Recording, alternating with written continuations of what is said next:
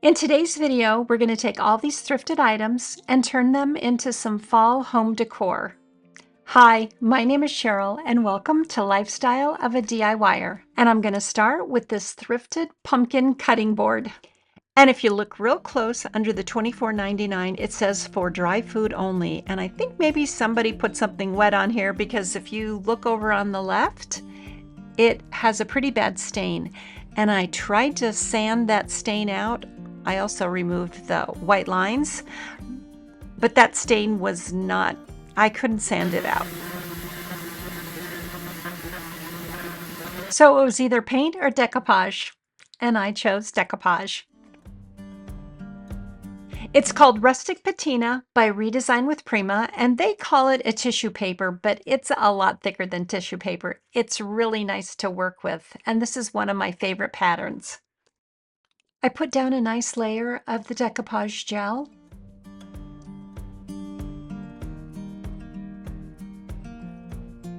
I smooth it down with some plastic wrap, and you can see the folds in the paper.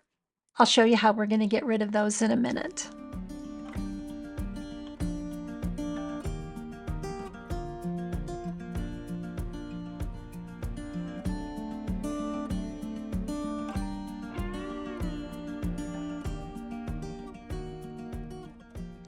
Once the decoupage gel has dried, I trim off all the extra paper because I'm going to use that 100 grit nail file to give this pumpkin a nice smooth edge. I just take that nail file, I go around the edge of the pumpkin, and I remove the paper.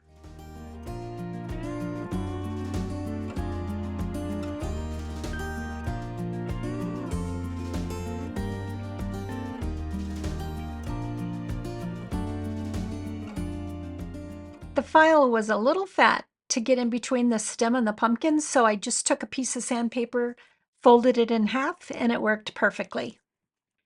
Now you can still see the fold in the paper, so I took a tea towel and my little craft iron and I pressed that fold out.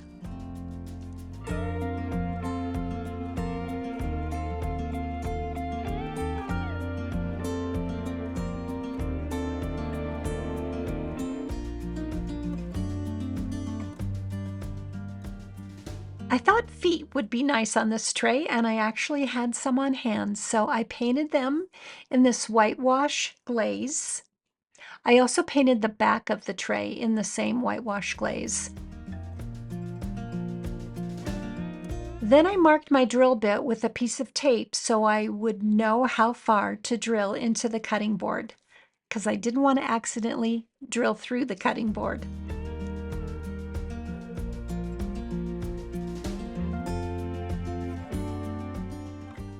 Then I marked where I needed to drill the holes.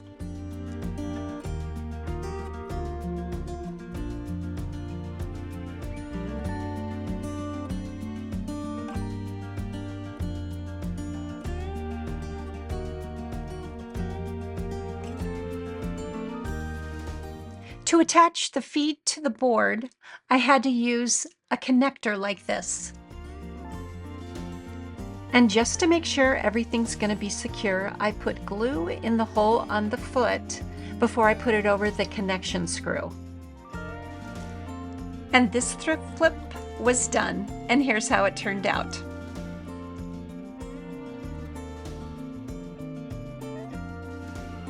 You'll have to let me know what you think of that paper. I think it is so pretty. I'm trying to think what else I can put it on.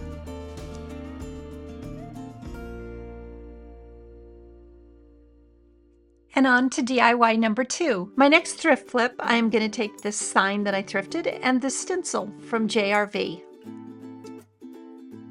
And the color of the day was orange because there was no way I would have spent $7.99 on that sign. The first thing I did was take it outside and I gave it a good sanding. I'm going to use Wise Owl synthetic chalk paint in the color Weather Vane.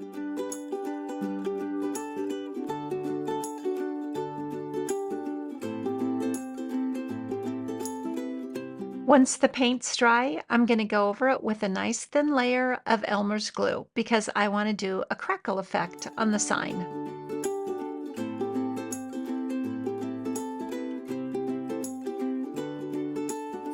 Once I get a nice layer of the glue down, I'm going to let it sit a minute, and then I'm going to use Resell 1 Hour Enamel in the color Antique Villa. And you really don't want to overwork the paint. I was at the end of this can of paint, so it was dry, so I did have to go over it more than I wanted to, but it still turned out fine.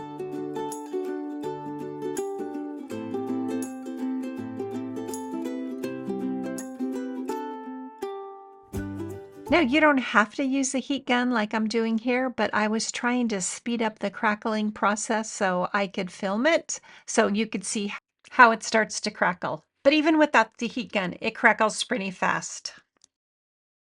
Once the paint's dry, I'm going to use my stencil. And when I use a stencil, I like to put a piece of tape at the top to act as a hinge. So just in case I need to peek, I have it taped down in one spot so I can peek and look if necessary. I'm using a JRV stencil brush, and I'm just using, it's not black, it's more of a dark gray paint.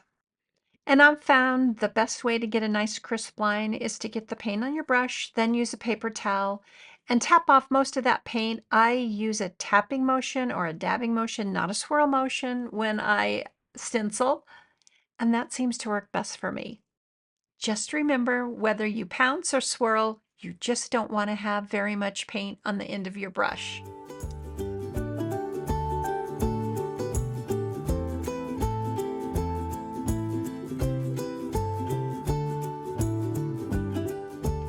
I also like to tape off anything that I'm not going to stencil that's close to where I'm stenciling. I take a peek, it looks good, so I remove the stencil.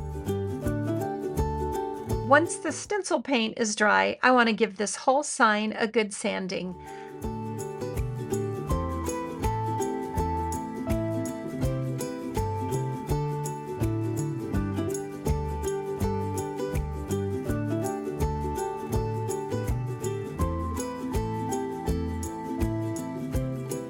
Now right here, I've already gone in with one layer of dark wax, and I'm just wiping it back with a soft cloth.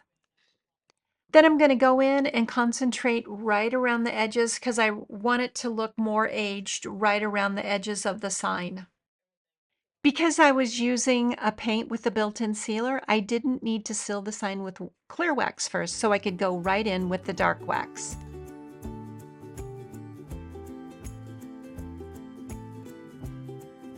And here's how my farmer's market sign turned out. And those fall tins, thrifted those too. They are so cute. And on to DIY number 3.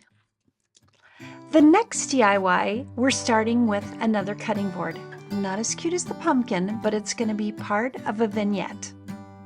This time we're using some JRV decoupage paper.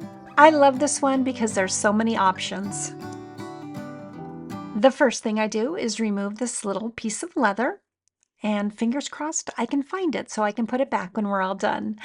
I'm going to paint this piece in Resell synthetic chalk paint in the color Goldenrod. And I'm at the end of this can of paint and it is chunky. So I'm hoping that it adds to the rustic look of the cutting board. Instead of using scissors, I'm going to use my watercolor brush filled with water. I'm going to go around the design to dampen the paper so that it will be easy to tear and remove the design.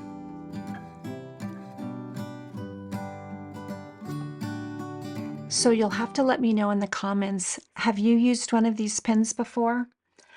The first time I used it, it was great, I loved it, and then I needed to refill it with water, and I could not get the top off to fill it with water. I was ready to throw it across the room. I had it in my teeth, I'm like trying to twist it off, and you turn it the other way. You know how we always turn one way to remove something? Well, not with that pen. You turn it the other way and it comes right off.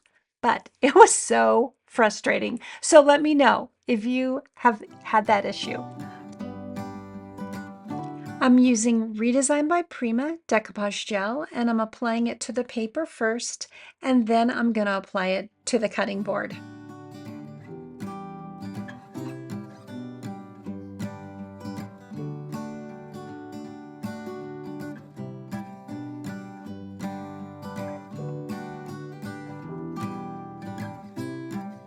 Once I get it into place, I use some plastic wrap to remove any air bubbles or wrinkles. Because I was using chalk paint, I need to seal it, so I go over the whole thing, even the decoupage paper, with clear wax. Next, I'm going to apply the dark wax. I want to give this cutting board a nice aged look, like it's always looked like this with that pumpkin on the front of it.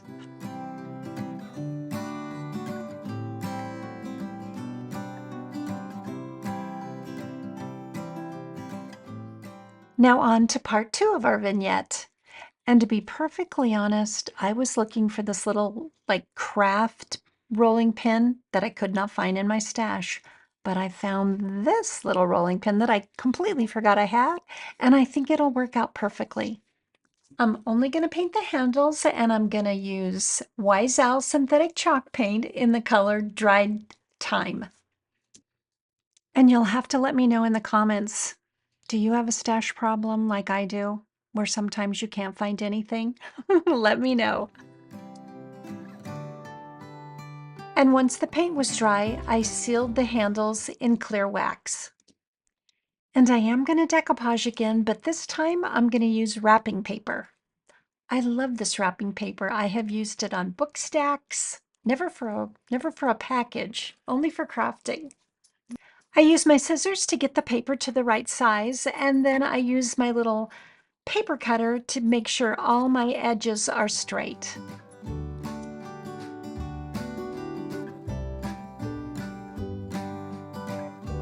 This wrapping paper is thick like craft paper, so I'm going to mist both sides of the wrapping paper.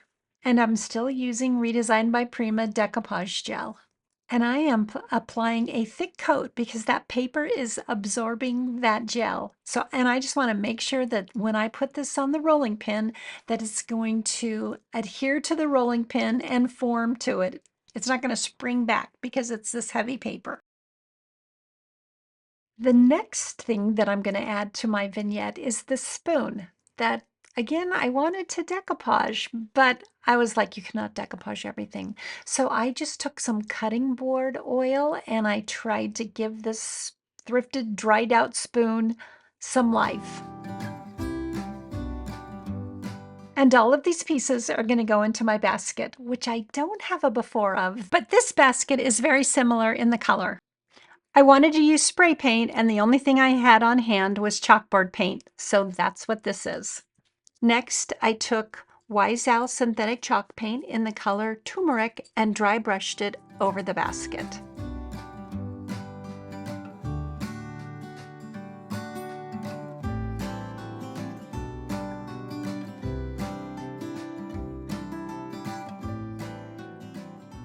When that paint was dry, I went over the entire basket with Waverly Antique Wax. At first, I put a nice thin coat on, and that wasn't doing it. So I went back and I put on a heavier coat. Then I took a paper towel and I just wiped back the basket where the yellow was because I still wanted that to show. I just didn't want it to be so bright.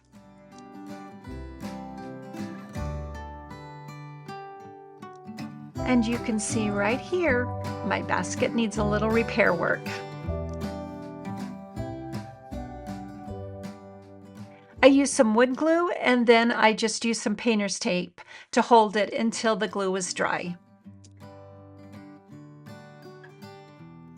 Now I have all the pieces ready for my vignette, and I actually looked up vignette because I wasn't sure. Maybe this is just a floral arrangement. Anyway, I think it still qualifies. Does not matter. I'll just get started. Now if you watched my last video, you know that what I put on the right, I put on the left. What I put in the front, I put in the back. And that always works, but having these pieces made it a little difficult for me. So I'll just show you how I did it. I'm starting with a floral arrangement I did last fall. That's why I never glue anything in. And the first thing I do is get all the florals that match in piles. And these florals right here, they are my favorite. They're kind of, I don't know, they're just like wildflowers or something. I just love them. So anyway, I'm using them again. Now, I don't know if I mentioned before that I'm supposed to be making smalls for my new booth space in Tempe, Arizona, and that's what all these pieces originally were for, until I thought, oh my gosh, these would look so cute in an arrangement. So I might be keeping this. So the first thing I like to do is put in all the greenery, like all the filler. And once I get the greenery in, then I'm going to start putting in the flowers. I just think that's easier. That just works for me.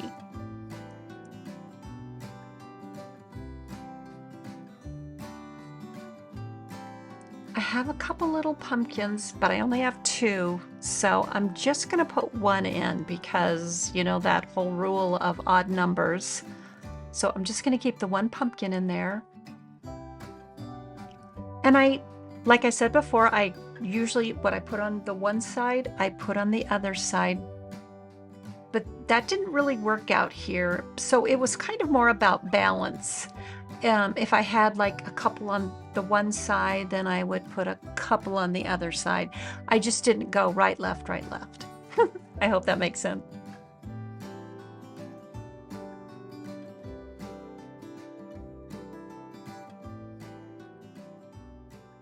I finally got it to where I was kind of liking it, and then I thought the pumpkin needed to come up front. It was kind of buried in the back, so I moved the pumpkin. Then I thought it needs a different type of flower in there, so I added these yellow flowers. Now, all my flowers have been purchased when they were on sale, and I think most of these came from Michael's.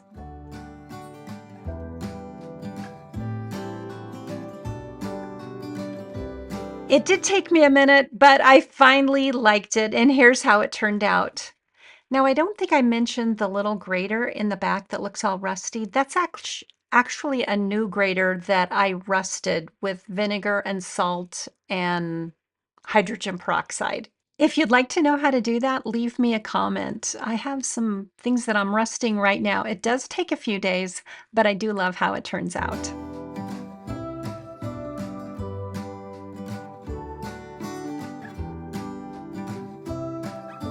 And here's what it looks like on the island in my kitchen, where I think it's gonna stay.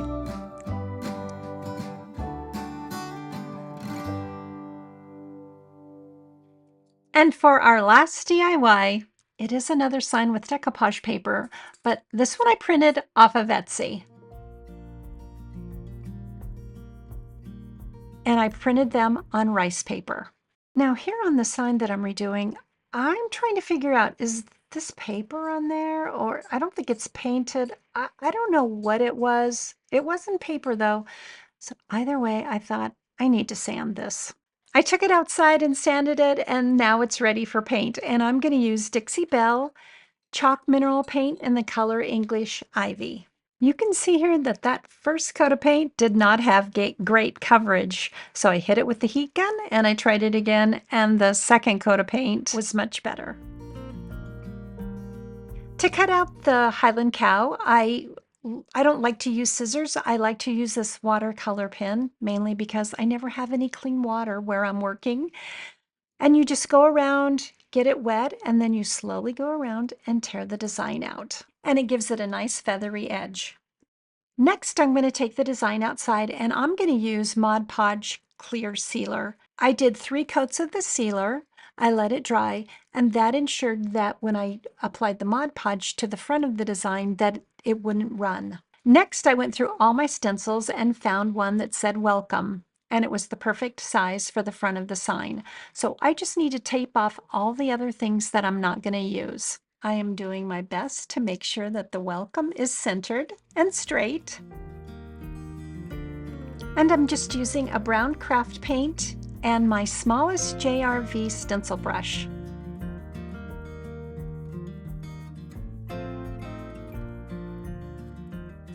The O on welcome had those little dashes, so I went in with a little paintbrush and I just filled them in. Next, I used Redesign by Prima decoupage gel to decoupage the cow to the sign. And if you've never used rice paper before, it's a little bit thicker, so I decided to apply the decoupage gel to the back of the paper.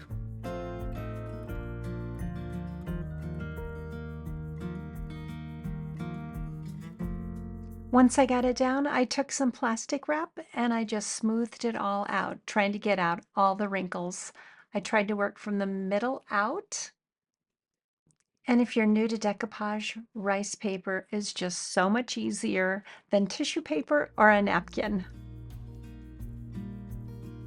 Then I took my 100 grit nail file and I distressed the edges of the sign.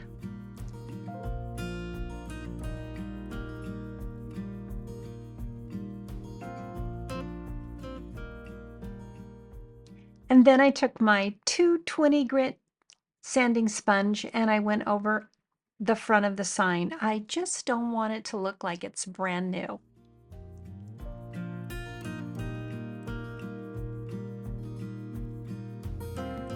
I like to repurpose thrifted signs because they usually come with a hanger on the back like this one does.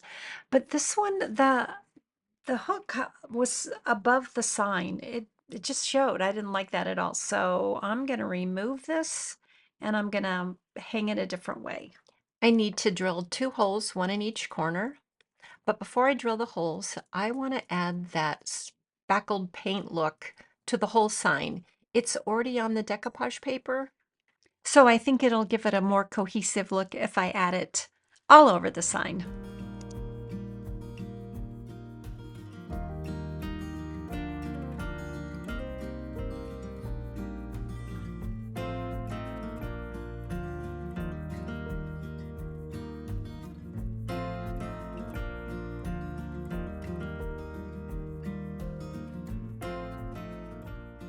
Here I'm ready to apply the sealer. I've already drilled the holes. I took it out to the garage and drilled the holes, and now I'm just going to seal everything. And I'm using Wise Owl 1 hour enamel in the clear satin.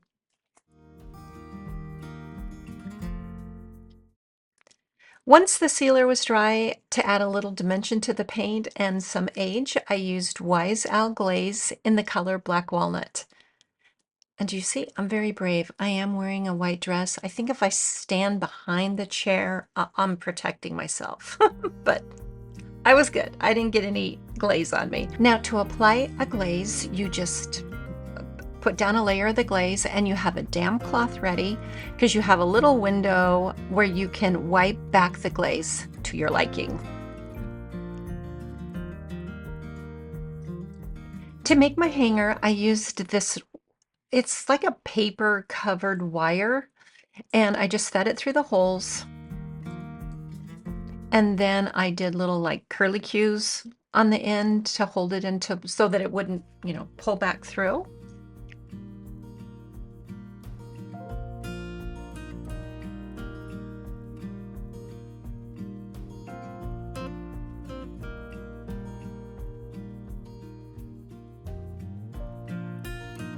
And here's how my Highland cow sign turned out. You'll have to let me know, are you a fan of these Highland cows? I know a lot of people are. And I couldn't decide, bow or no bow.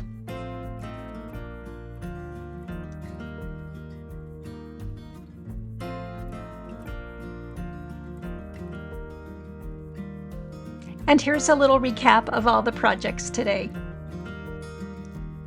Thank you so much for watching, for leaving all the nice comments. You don't know how much it means to me. And we will see you next time.